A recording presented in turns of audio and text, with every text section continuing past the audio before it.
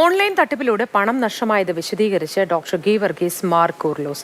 അതിസമർത്ഥമായ തട്ടിപ്പാണ് ഉണ്ടായത് എന്ന് ഡോക്ടർ ഗീവർഗീസ് മാർ കൂർലോസ് പറഞ്ഞു. 2 ദിവസം വെർച്വൽ കസ്റ്റഡിയിൽ ആണ് എന്ന് വിശ്വസിപ്പിച്ചു. നടപടി ഒഴിവാക്കാൻ പണം നൽകി എന്ന പ്രചാരണം തെറ്റാണ്. സുപ്രീംകോടതി നിരീക്ഷണത്തിലുള്ള അക്കൗണ്ടിലേക്ക് പണം കൈമാറണമെന്ന നിർദ്ദേശമാണ് പാലിച്ചതെന്നും ഡോക്ടർ ഗീവർഗീസ് മാർ കൂർലോസ് പറഞ്ഞു. തട്ടിപ്പ് നടന്നു എന്നുള്ളത് ശരിയാണ്.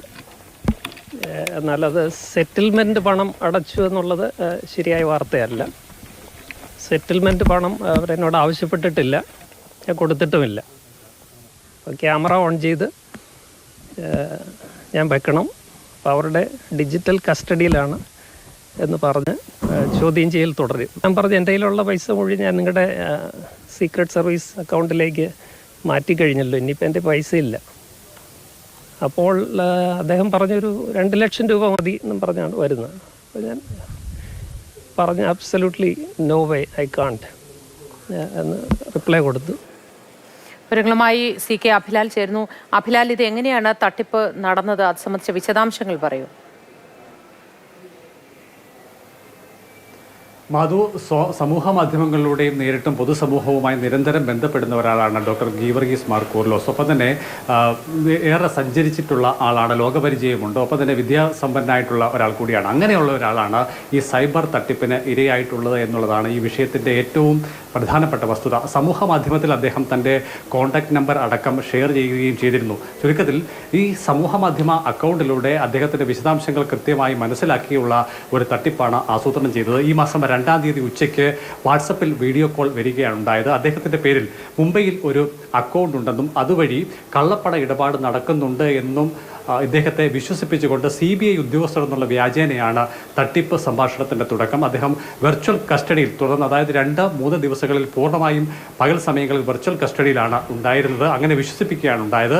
ഭക്ഷണം കഴിക്കുന്നതിനും ശുചിമുറി ഉപയോഗത്തിനും മാത്രമാണ് അദ്ദേഹത്തിന് ആ ഘട്ടത്തിൽ അനുവാദമുണ്ടായിരുന്നത്.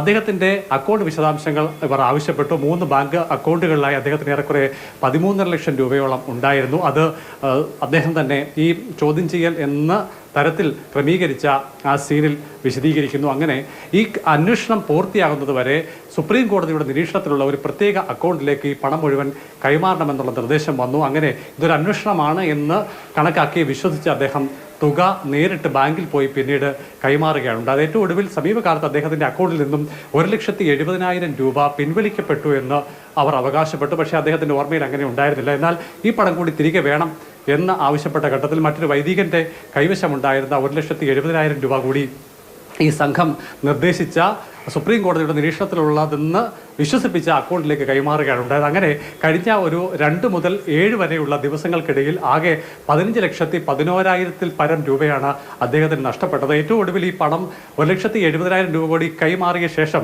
ഈ കേസിൽ നിന്നും അങ്ങയെ ഒഴിവാക്കുന്നതിന് ഇടപെട്ടത് താൻ ആണ് എന്ന് CBI ഉദ്യോഗസ്ഥൻ എന്നുള്ള തരത്തിൽ ഒരാൾ പിന്നീട് വാട്സപ്പിലേക്ക് മെസ്സേജ് അയക്കുന്നു. അങ്ങനെ താൻ സഹായിച്ചതിന് തനിക്ക് പ്രതിഫലമായി എന്തെങ്കിലും ഒരു സമ്മാനം ലഭ്യമാക്കുകയില്ല എന്നുള്ള മെസ്സേജ് കൂടി വന്ന ഘട്ടത്തിലാണ് താൻ തട്ടിപ്പിന് ഇരയായി എന്ന് ഗീവർഗീസ് മാർ കൂർലോസ് പൂർണ്ണമായും വിശ്വസിക്കുന്നത്. അങ്ങനെ എന്തായാലും വലിയൊരു തട്ടിപ്പിനാണ് അദ്ദേഹം ഇരയായത്. അങ്ങനെ വിശ്വസിപ്പിച്ചുകൊണ്ട് അദ്ദേഹത്തിന് തട്ടിപ്പിന് ഇരയാക്കുകയായിരുന്നു.